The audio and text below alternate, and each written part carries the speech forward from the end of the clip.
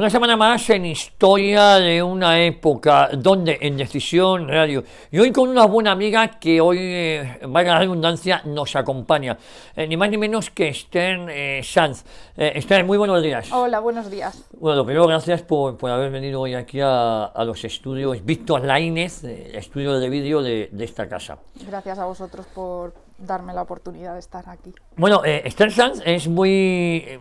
¿cómo diría? Polémica en redes, te mueves mucho, generas muchísimo cariño, que todo hay que decirlo. Yo te comentaba antes de entrar en antena, en emisión, como algunos tuiteros, algunos amigos me habían dado saludos para ti. Es una mujer valiente, es una mujer guapa, es una mujer que lucha, es una mujer... Bueno, pues te lo tengo que trasladar. Gracias de todo corazón a todos. La verdad es que me siento muy querida y siempre es de agradecer eso. Bueno, Esther Sanz es concejal, el único concejal que tiene voz en el municipio madrileño de Fuente del Sad, un municipio pequeñito, un municipio muy bonito, y ella es la concejal portavoz. Llegaste a estar incluso en gobierno, ahora hablaremos de eso. Sí, sí. Una experiencia también. Una experiencia, todo suma, todo suma. Oye, Esther, ¿cómo te metes en política y cómo acabas en Vox? Bueno, pues es una historia curiosa esta, Isaac, porque yo en política, lo que se dice en política, pues empecé en Cataluña.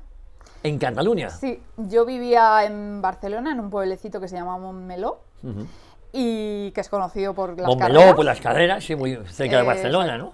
Pues sí, y bueno, pues yo allí vivía con mi marido y con mi hijo, y recuerdo perfectamente que todo empezó, digamos, en las redes sociales. Yo entonces utilizaba Facebook y entonces gobernaba Zapatero. Y entonces, bueno, pues yo me desahogaba como hace mucha gente en las redes sociales, ¿no? Y resulta que coincidía, pues me parece que era con la Eurocopa, que yo le dije al que era mi marido entonces que teníamos que poner una bandera de España en el balcón. Y nosotros vivíamos en un noveno, o sea, se nos veía desde cualquier parte del pueblo. Y él, claro, él tenía pues un poco de tendencias independentistas y eso pues le causaba como un poco de... ¿Urticaria? Sí, más o menos, pero... La bandera se puso. La bandera se puso, se impuso. Se impuso a pesar del criterio de Sí.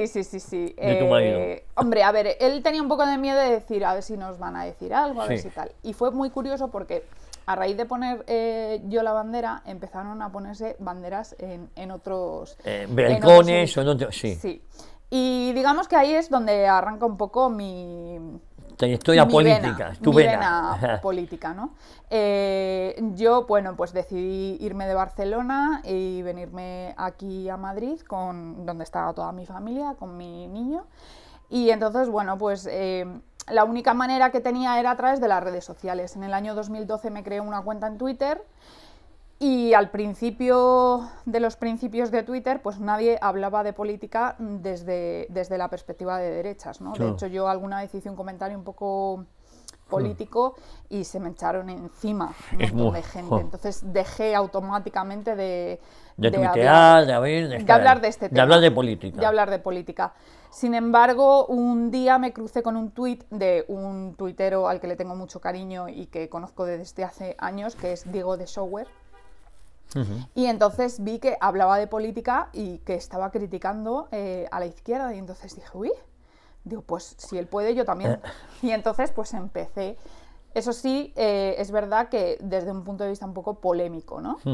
Y cuando digamos que se disparó mi vocación, Sí. digamos, fue en 2017 con el golpe de Estado en Cataluña. Ahí fue cuando yo dije, esto no puede ser, o sea, me parece increíble. Y tú ya tenías muy claro a quién había que apoyar y qué es lo que tocaba, ¿no? Después, sobre todo, esa intentona golpista y con la inacción, entre otros, del Partido Popular, que lo consintió. Sí, o sea, a mí lo que más me llamó la atención de aquel momento, que para mí ha sido histórico, fue el hecho de que el Partido Popular, en vez de tener el arrojo de defender España, hizo algo que ninguno pensábamos que fuera posible, que era hacer un 1.55, pues digamos que la puntita nada más. Sí. O sea, casi peor, haber hecho eso que realmente a mí me dejó estupefacta porque ya no es solo la amenaza independentista constante que había, sino el hecho de que habían dado un paso más allá y en vez de... O sea, es que hubo una serie de actuaciones que no se podían comprender. Por ejemplo, el tema del barco del Piolín, o sea, la manera de tratar a nuestras fuerzas y cuerpos de seguridad del Estado, o sea, unas cosas que no... Que yo no aceptaba en aquel momento. Lo que pasa que sí que tengo que reconocer que yo en aquella época por quien aposté fue por Ciudadanos, o sea, mi voto fue a Ciudadanos. A Ciudadanos. Yo recuerdo perfectamente que a mí sí me gustaba Albert Rivera y el discurso que daba en aquel momento. Sí. No, nos gustaba a todos en el sentido de que el discurso en Cataluña era valiente y luego cuando salió igual fue una decepción, pero cuéntanos. Sí, pues yo voté a Ciudadanos ¿y en qué momento lo hice? Es que es verdad, o sea... pero no militabas en ese momento, ¿no? No, yo no militaba en ningún partido, no. Y de hecho Vox me sonaba, pero tampoco sabía exactamente qué era Vox o quiénes estaban en Vox, ¿no? Y recuerdo que cuando Albert Rivera regaló nuestro voto a Pedro Sánchez, dije, pero bueno, ¿esto qué es? O sea, ¿pero qué película es esta?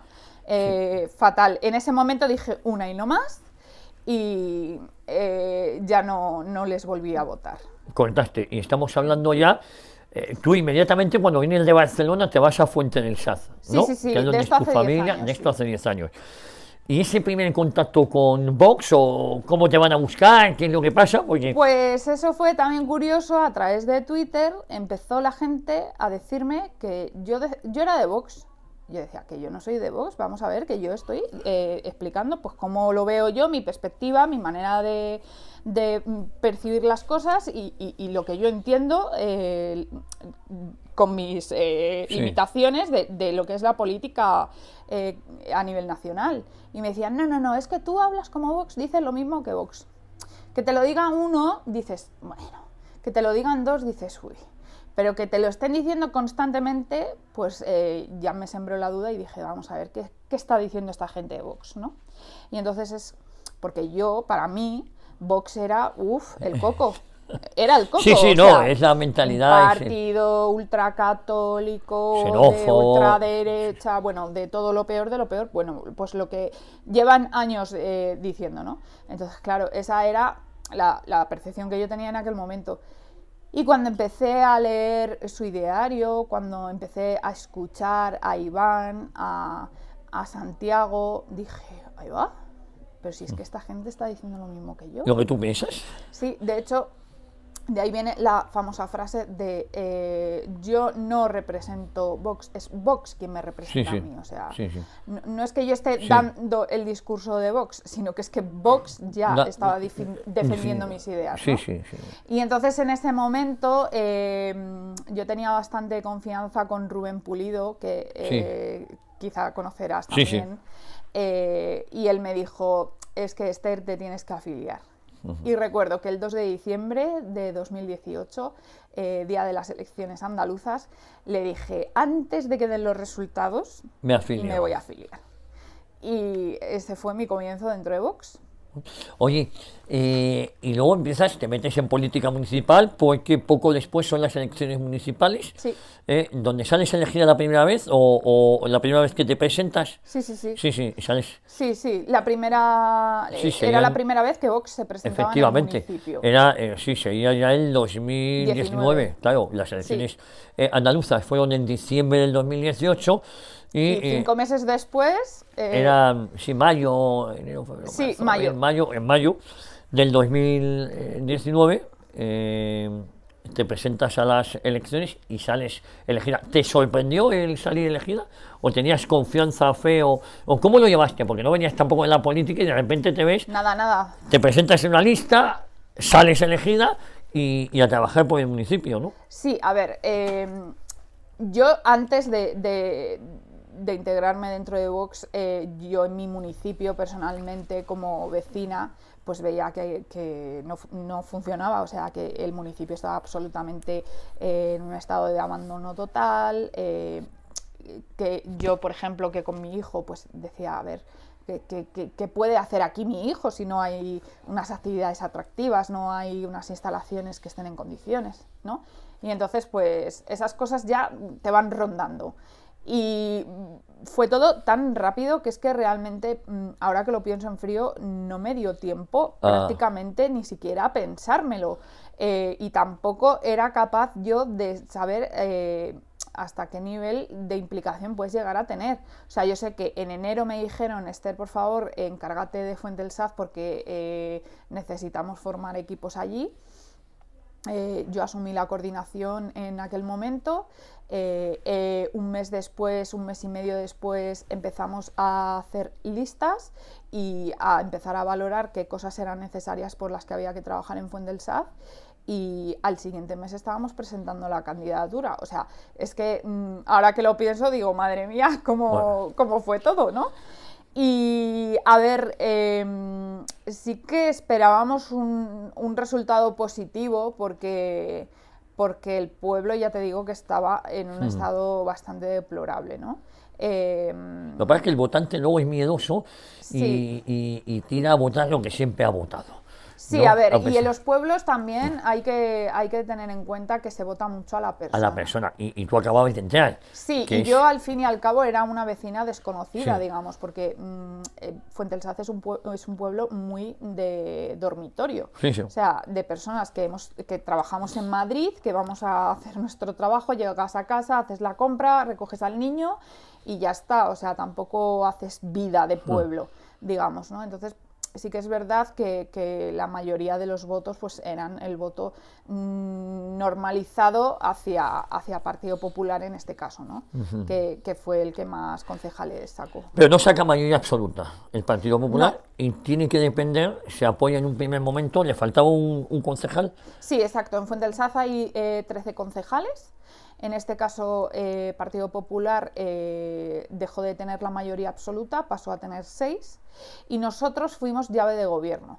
De hecho, a nosotros se nos invitó a formar parte de un gobierno llamado Gobierno de Emergencia, como llamaron ellos en aquel momento, que estaría compuesto por Ciudadanos, Partido Socialista e Izquierda Unida. Y entonces ellos formaban 6 concejales y necesitaban uno más para poder desbancar al Partido Que Popular. tuviste ¿no? muchos novios. Bueno, a ver, realmente el Partido Socialista nunca se puso en contacto conmigo porque lo hizo de una manera un poco más civilina, digamos, sí. y lo hizo a través de Ciudadanos. Y también Izquierda Unida sí que se interesó con nosotros y de hecho al final declinamos la reunión con ellos. Obviamente yo tenía muy, muy claro que con la izquierda no iba a pactar nunca. O sea, eso va en mi ADN. Sí. Yo sé que hay algunos concejales pues que tienen la... buena voluntad sí, a lo mejor. No, que se encuentran en un momento en el que dicen, bueno, pues, ¿qué más da lo que diga mi partido, ¿vale? Y entonces dicen, pues venga, tiro por este camino, ¿no? Nosotros, yo personalmente en ese caso, no, yo tengo unos principios muy, muy férreos y de ahí no me muevo. Y te sentaste a hablar con la que ahora es alcalde, ¿no? Y con el equipo y entras en gobierno, llevando la Consejería de Familia, si no me equivoco. La Concejalía de Seguridad y Familia. Y Familia. Las dos, sí. Sí. Y bueno, pues estuve 10 meses. 10 meses, nada más. 10 meses. A ver, es cierto que nosotros veníamos de unas condiciones un poco complicadas porque en aquel momento la alcaldesa y el primer teniente de alcalde estaban imputados, pendientes de apertura de juicio oral por un caso de corrupción allí en el pueblo, ¿no? Entonces, claro, cuando nosotros hablamos con ellos, sí que dejamos claro unos principios básicos, ¿no? O sea, si nosotros entrábamos a formar parte del gobierno con ellos se tenían que comprometer con nosotros a que se iba a cumplir el acuerdo, se iba a cumplir el código ético de cada uno de nuestros partidos como eje fundamental y por supuesto pues que en caso de que hubiera algún avance en lo que era el juicio, pues se tomarían medidas tipo dimitir o lo que fuera, ¿no? En aquel momento. Pero bueno, ellos estaban muy seguros de que no había causa, de que aquello se iba a quedar en agua de borrajas y tal. De hecho, ahora mismo hay que decir que está archivado provisionalmente, y esto sí que lo quiero dejar claro. Es un archivo provisional, bueno, pues porque se han estado demorando los plazos, etcétera, y con todo el tema del COVID, bueno, pues ya sabemos. Y ahora está archivado, pero en Fuentesaz tenemos una situación realmente compleja y complicada en estos momentos.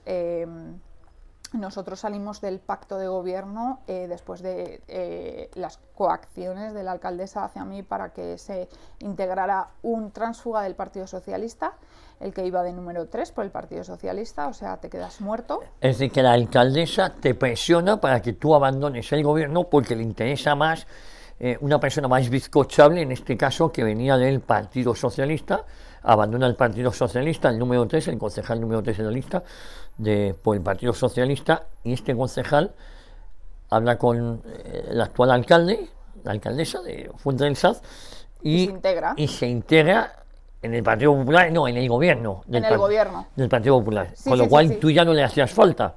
Claro, yo ya no le hacía falta, efectivamente, y de hecho ella, yo creo que recurre a este concejal porque nosotros dejamos claro que no íbamos a dar continuidad a las políticas caciques del Partido Popular.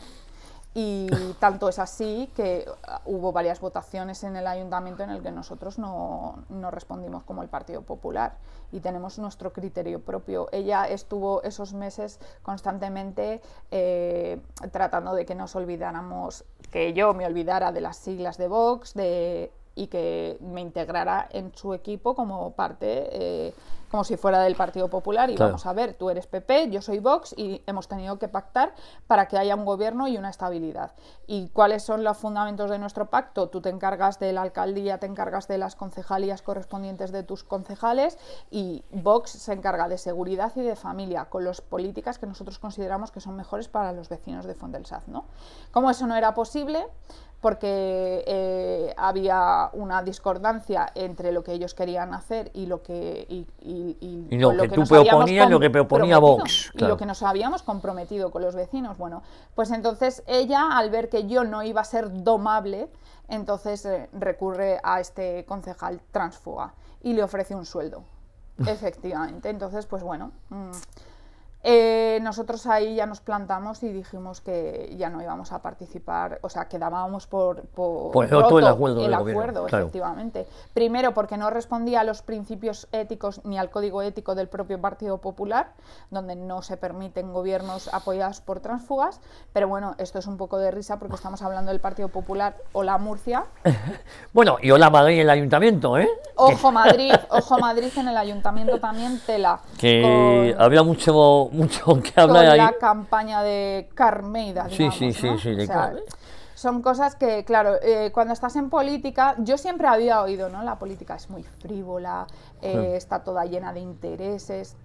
Yo decía, no puede ser para tanto, o sea, quiero decir, es que hay unas leyes, hay que cumplir unas leyes. Madre mía, cuando me encuentro en un municipio que somos 6.700 habitantes, no llegamos a 7.000 habitantes, que tampoco es que nuestro presupuesto anual es de 6 millones de euros, no estamos hablando de cantidades estratosféricas. Exacto, como puede haber en otros municipios, ¿no?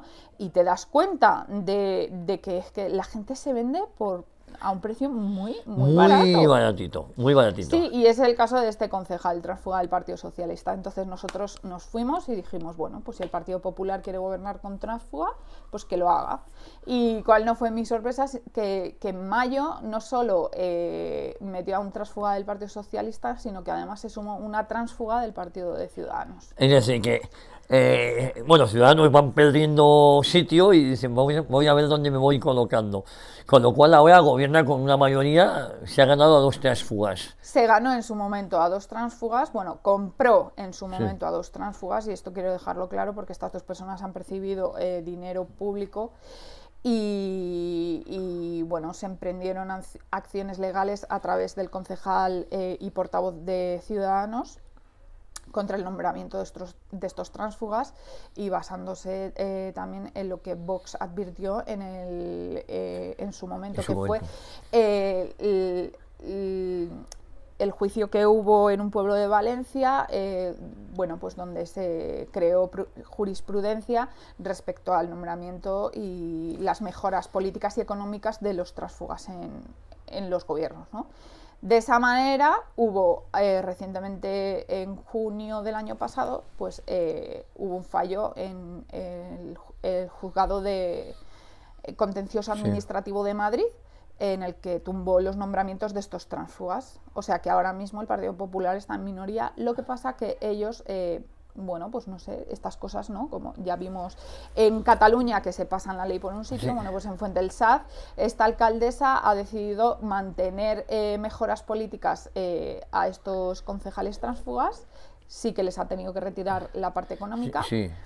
Y veremos ahora, porque esto también se ha vuelto a recurrir. Lo que pasa es que yo, durante estos últimos meses, este último año, he estado un poco desconectada, digamos, por imperiosa necesidad de cuidarte. Ahora nos vamos a, si te parece, nos cuentas cómo te encuentras, nos cuentas cómo te descubren el cáncer y cómo llegas y lo que te obliga a dejar la política durante un año. Oye, ¿cuáles son los problemas fundamentales, si te parece, que tiene Fuentellsaz? ¿Cuáles son un pequeño municipio? Mira, es increíble, pero no tenemos ni un solo habilitado nacional. No tenemos habilitados nacionales, es decir, administrativamente el ayuntamiento está parado, pero es que no tenemos ningún habilitado porque hay causas tan turbias dentro de la gestión del Partido Popular que nadie quiere trabajar con este equipo de gobierno. ¿Y eso qué significa? Pues que hay demoras a la hora de dar licencias, hay demoras a la hora de conceder los puestos para minusválidos, por ejemplo, o para tramitar los expedientes para los padrones, etcétera. Entonces, hay un caos ahora mismo. Un colapso, ¿no? Sí, hay un colapso absoluto y entonces, bueno, ese es yo creo que el mayor problema. Que yo vuelvo a repetir que es causa de una incapacidad del equipo de gobierno de gestión, o sea, es algo increíble. Yo cuando estuve en el equipo de gobierno me encontraba cosas de hacía años paradas y dices tú, pero bueno, si esta gente se ha estado dedicando a esto, ¿qué es lo que ha hecho? Esto aquí, te voy a poner un ejemplo. Me encontré que había un taller del pueblo que me estaba reclamando la reparación de una moto de la policía local que teníamos. Y yo decía, bueno, pero el importe, no sé, ¿qué ha pasado aquí? Era una factura de 700 y pico euros, no llegaba a 800 euros, que estaba encima de la mesa, y la moto llevaba 2 años en el taller. Y claro, el del taller decía, bueno, es que aquí nadie ha venido a recogerla. Y nadie había ido ni a recogerla, ni se le había pagado la avería. ¿Esto? Pero, o sea, bueno, pues como eso, muchas cosas más. Entonces, claro, dices tú, aquí se necesita un equipo de gente que venga a trabajar. O sea, la alcaldesa nuestra no está en dedicación completa, ni siquiera está en dedicación parcial, porque ya tiene un puesto en el Ministerio de Fomento. De hecho, trabajaba mano a mano con Ábalos. Hola. Y ella dice que con 2 llamadas por teléfono puede gestionar. Soluciona el ayuntamiento. Sí, y ahora estamos pues paraditos. Esther, comentabas antes que una enfermedad, te descubren un cáncer, te obliga a estar alejado de la política aproximadamente un año, ¿no? Cuéntanos, ¿cómo te descubren esto y cuál es tu reacción y en qué situación estás ahora? Pues mira, en enero del año pasado me fui de vacaciones en Navidades a Galicia para después de Año Nuevo, porque mis padres en aquel momento estaban viviendo allí y nosotros pues tenemos por costumbre celebrar todos juntos el fin de año, los, ¿no? Reyes. Los Reyes, porque además coincide con el cumpleaños de mi padre, entonces es tradición familiar y eso no se toca. Bueno, entonces nos desplazamos hasta Galicia. Y yo cuando llegué allí tenía un cansancio muy extraño y un dolor de cabeza horrible. Y estuve así durante varios días. Y cuando volví a Madrid seguía persistiendo. Y llamemos que llegó a un punto que tenía mareos, una sensación muy extraña. Me fui a urgencias en 2 ocasiones. Tengo que decir que las 2 veces que fui al hospital a urgencias, uno fue al privado y otro fue al público. No me hicieron una analítica. En ninguno de los dos. En ninguno de los dos me hicieron analítica, en ninguno de los dos me hicieron ni siquiera una PCR, y el diagnóstico que se me dio era cervicalgia. Y que los mareos me venían pues de contractura muscular. Vale.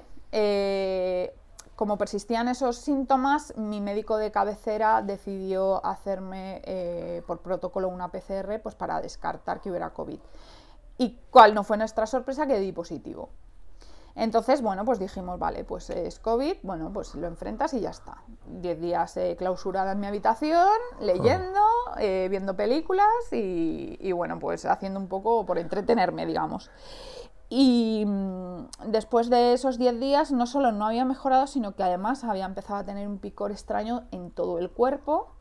Empecé a tener una tos extraña que se repetía y que no respondía porque yo no había tenido ni mucosidad ni había ¿Y qué te tenido decían? nada. Esto era COVID, estos son los Todo síntomas, COVID, todo COVID. todo sí, COVID. Es que era todo COVID. Me ¿sabes? suena. Entonces, resulta que yo hablo con el médico de cabecera y digo, bueno, escucha, a ver si es porque tengo bajas las vitaminas o algo, vamos a hacerme una analítica, no sé, después de un mes y medio. Esto ya estoy hablando de finales de enero, ¿no? Principios de febrero. Me hacen una analítica y me llama a mi médico y me dice, pues mira, Esther, han salido todos los valores alterados y esto significa que efectivamente el COVID ha pasado por ti y que tu cuerpo está intentando terminar de desechar los restos que puedan quedar. Así que esto entra dentro de la normalidad. Claro, todo era del COVID. Claro. Yo dije, vale, vale, muy bien. Como empecé a tener también un burbujeo extraño en la zona pulmonar, cuando estaba recostada y seguía con la tos y con esos síntomas raros, decidí acudir a un neumólogo por el privado, Sí, ¿no? sí. Porque la empresa en la que yo trabajo, bueno, pues nos facilitan un seguro privado. Un seguro privado y tú lo aprovechas. aproveché.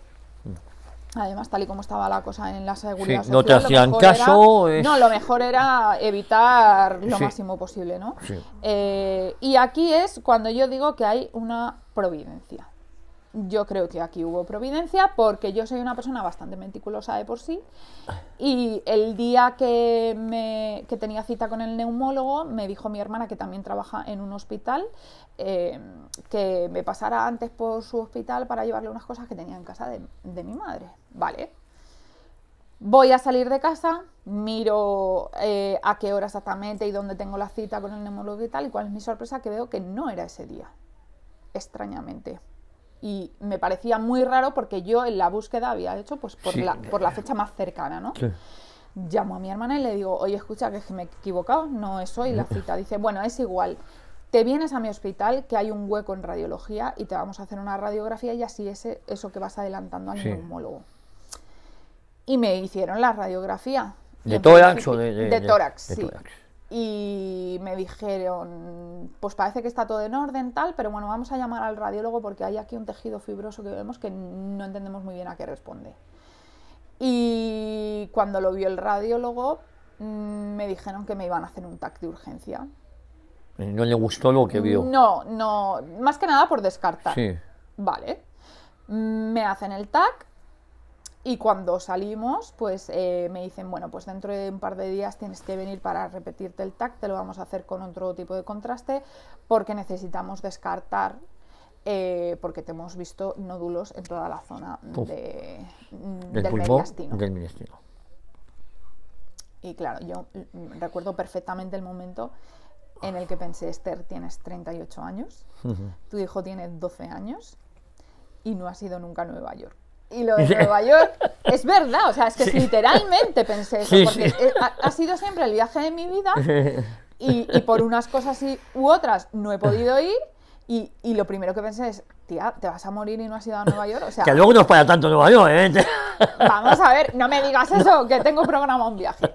Entonces, pero bueno, fue curioso porque es que no se me va a olvidar nunca en la vida, ese mismo día, un periodista español, Max Pradera, Sí, le deseó un cáncer a Macarena Olona. sí. Maspedal era un ser detestable. Un ser abyecto. Sí.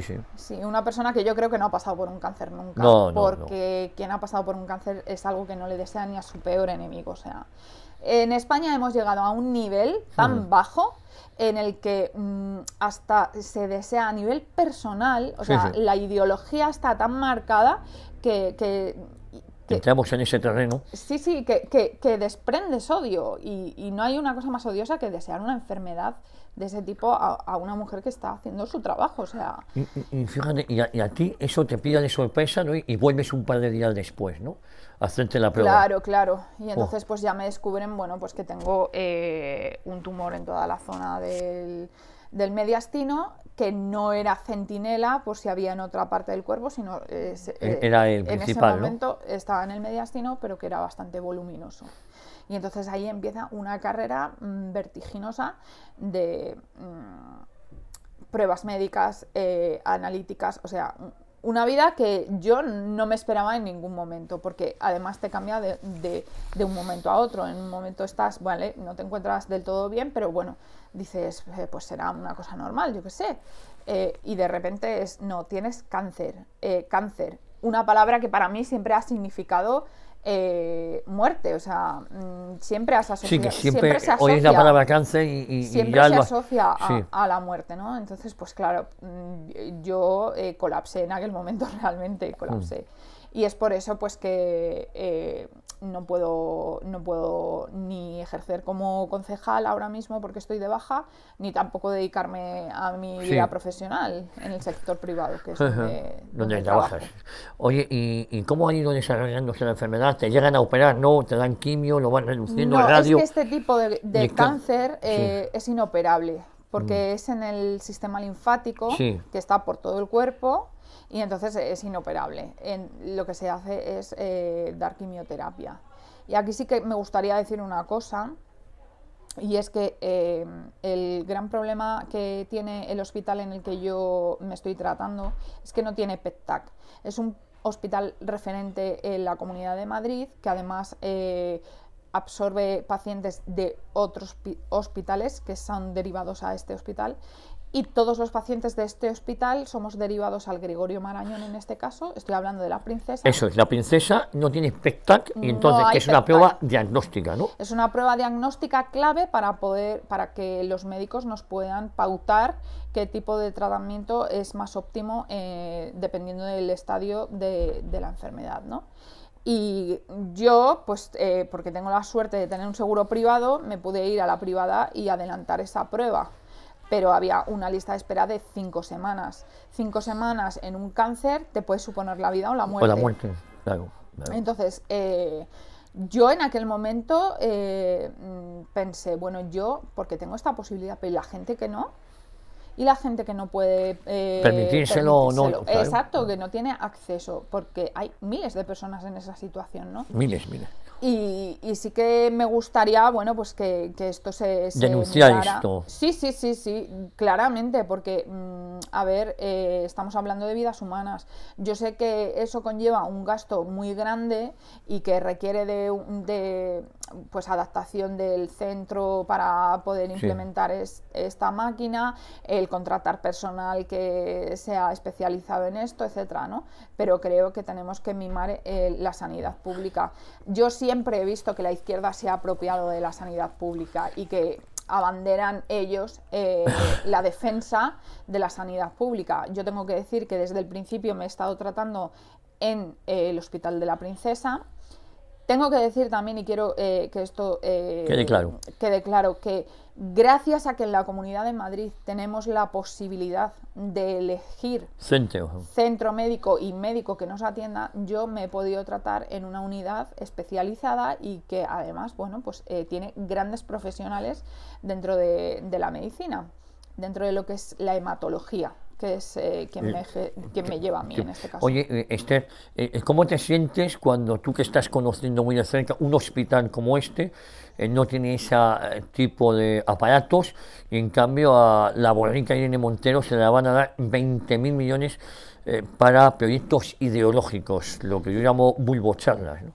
Sí, bueno, pues impotencia, clara impotencia, porque Mira, yo sería la primera en defender que haya una inversión de esa magnitud en un Ministerio de Igualdad si realmente se salvaran vidas de mujeres. Si realmente se salvaran vidas de mujeres, yo sería la primera que apostaría por ello. Pero es que el Ministerio de Igualdad no practica la igualdad de ninguna de las maneras, no lo practica entre mujeres y hombres, mucho menos entre mujeres. O sea, este ministerio de Irene Montero lo que crea es una desigualdad entre mujeres.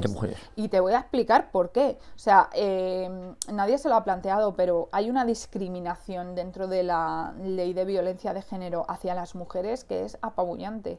Hay mujeres que sufren violencia dentro de sus casas por parte de sus hijos, que a lo mejor le sacan dos cabezas, que están metidos en bandas y que tienen amenazadas a sus madres de manera constante, les dan palizas, y esas mujeres están absolutamente abandonadas y desprotegidas por el Estado. Pero no solo están abandonadas y desprotegidas, sino que es que además están condenadas a convivir con su agresor, porque es su hijo. Y no solo tienen que convivir con su agresor, sino que además tienen que asumir todas las responsabilidades subsidiarias que puedan causar daños a terceros sus hijos. Y la única salida que se les da es renunciar a la custodia, que esa custodia pasa a ser tutelada por la comunidad correspondiente. De ahí que muchas veces se diga que los que van con machetes y tal son niños que son españoles, que no son extranjeros, pero efectivamente son chavales que se han ido a los centros menas, que se han juntado con los menas, otros, efectivamente. Y que las mafias, porque hay mafias extranjeras, los captan para traficar con droga, etcétera, etcétera. Bueno, pues esas mujeres no tienen absolutamente ningún tipo de ayuda, es más, no están ni siquiera reconocidas como mujeres que están en una situación de riesgo. De riesgo.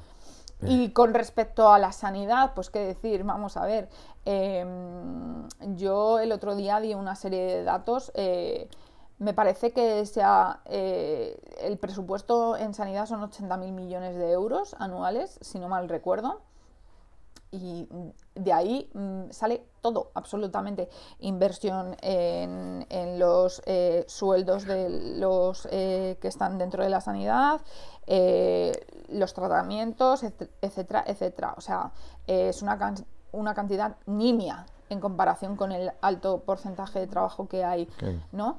Y los datos del cáncer son apabullantes, o sea, es la primera causa de muerte en España, es la segunda causa de muerte en hombres. Vamos a ver cuántas mujeres mueren de cáncer femenino, digamos, un cáncer de mama, un cáncer de útero al año. Pues es que son cifras que estamos hablando de miles de mujeres. Que en vez de ese dinero dárselo a Irene Montero, igual tendría que ser destinado a la prevención del cáncer o a la investigación o a tratamientos, ¿no? Yo considero realmente que las políticas que se llevan a cabo desde el Ministerio de Igualdad no son políticas que ayuden a mejorar la vida de las mujeres. Porque ¿de qué le sirve una chochocharla a una mujer que está amenazada por su marido? No le sirve absolutamente de nada. Mira, cuando yo llegué a la Concejalía de Familia en Fuente del Saz, y te estoy hablando de un pueblo pequeñito, como con el Pacto de Estado, por la Ley de Violencia de Género, todos los ayuntamientos perciben una cuantía anual para destinar a políticas hacia la mujer, ¿no? Bueno, pues en el caso de Fuente del Saz son 1.800 euros, porque somos un pueblo pequeñito. Bueno, pues cuál no fue mi sorpresa, que ¿en qué se destinaron esos 1.800 euros? En hacer bandoleras, blocs de notas, merchandising. Y mi pregunta es, ¿pero para qué le sirve, de qué le sirve eso a una mujer? Que pueda estar en riesgo. Nada. Es que no le sirve para nada, o sea, es que estamos tirando el dinero, que es lo que más rabia me da, ¿no? De hecho, yo, como era la responsable del área de mujer por gestionar la Concejalía de Familia, pues lo que hice fue plantear un curso de defensa personal femenina destinado a mujeres a partir de los 14 años para que tuvieran competencias para resolver situaciones que pudieran poner en peligro su vida. Y se hizo además a través de Policía Nacional con una serie de escuelas que son dedicadas exclusivamente en estos temas, y que lo que le explican a las chicas es, bueno, tú llevas un spray de pimienta, que es algo muy común, que llevan muchas, pero ¿tú sabes utilizar eso en caso de que te encuentres en una situación? ¿O qué harías cuando te cogen por detrás? O, ¿no? Entonces, eso sí me parecía útil. Sí, bastante más útil que hacer llaveros, ¿no? Claro, o blogs. Le da armas a una mujer para saber defenderse, y también, bueno, pues para poder... para poder evitar esas situaciones. Protegerte. Oye, Esther, ¿y cómo te encuentras ahora? ¿Cuál es el tratamiento que estás siguiendo en este momento? A ver, yo inicié el tratamiento el año pasado con quimioterapia. En la primera revisión vieron que a mí no me estaba haciendo todo el efecto que debería hacerme, y entonces pues hicieron un mix, digamos, a mi medida, en el que también incluían un tipo de inmunoterapia. Con ese tratamiento se logró que el tumor que yo tenía, que se llama bulky, porque es muy voluminoso, o sea, me ocupaba 1/3 del mediastino, pues se redujeran más del 50%, ¿no? Que era una noticia muy buena. Y en octubre terminé la última quimioterapia, y en la revisión posterior se vio que la quimioterapia no me estaba haciendo efecto. Ya no me hacía efecto. Entonces habían quedado como una serie de foquitos ahí pendientes. Entonces, a partir de ahí me pusieron otro tipo de quimioterapia que era un poco más agresiva, y tampoco me hizo efecto. Y entonces en estos momentos estamos haciendo un tratamiento con inmunoterapia. En el mes de enero me hicieron una féresis, que consiste en sacar médula de mí misma, para que en un futuro, a ver si es posible, trasplantarme. Sí, que es un mundo fascinante, el de la hematología. Sí, yo desde luego ya me podría certificar un poco, porque tengo la terminología, o sea, los medicamentos, los tratamientos, lo tengo, vamos, a la mano. Oye, estamos acabando ya, Esther, ¿te vas a Nueva York? Me voy a Nueva York, si Dios quiere, y se permite, en junio.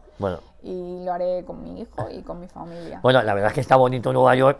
Quiero decir que hay Nueva York, a mí me gusta Nueva York y me gusta Shanghái, por ejemplo. Shanghái 10 veces Nueva York. Bueno, pues Shanghái, si has visto Shanghái, igual cuando vayas a Nueva York... me llevo un chasco. No creo, porque tengo... No, si tienes mucha ilusión... Hombre, Shanghái es muy bonito, y es esos edificios y el barrio colonial, el barrio francés.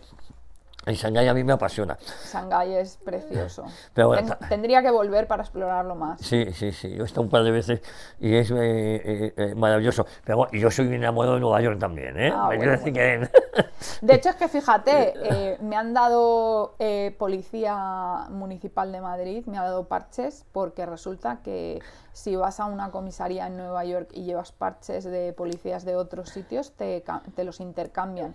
Así que voy con mis cromos. Sí, que vas con tus cromos para cambiar. Bueno, cuidado con la policía de Nueva York, con la policía norteamericana en general, la Usenia, que es complicada, sobre todo en los aeropuertos, son muy antipáticos. Bueno. Pero bueno, habrá de todo. Habrá que hacerles ojitos. Esther, muchísima suerte, yo creo que vas por buen camino, te queremos ver recuperada, te queremos ver de nuevo en el Ayuntamiento de Fuente del Saz. Queda muy poquito para las elecciones, así que tienes que ponerte en forma para estar ahí dando la batalla. Ahí estamos.